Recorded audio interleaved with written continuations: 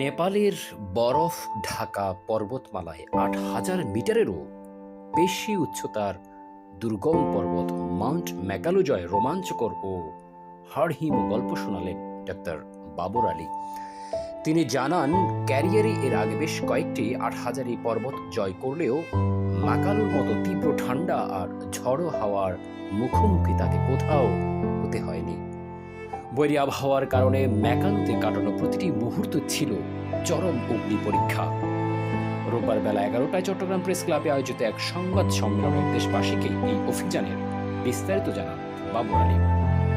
দেশে ফেরা উপলক্ষে এক্সপিডিশন ম্যাকালো দ্য ফিফথ ফ্রন্টিয়ার শীর্ষক এই সংবাদ সম্মেলন ও পতাকা প্রত্যর্পণ অনুষ্ঠানের আয়োজন করে অভিযানের আয়োজক পর্বতারোহণ ক্লাব ভার্টিক্যাল ডিমার্স। পৃথিবীতে ৮,০০০ মিটারের চেয়ে বেশি উচ্চতার পর্বত রয়েছে মাত্র ১৪টি।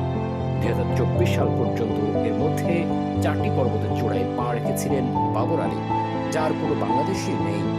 গত ২রা মে বাংলাদেশ সময় ভোর ৫টা ৪৫ তিনি পৃথিবীর পঞ্চম উচ্চতম শৃঙ্গ মাউন্ট ম্যাকালু স্পর্শ করে নিজের পঞ্চম ৮,০০০ জয়ের রেকর্ড করেন।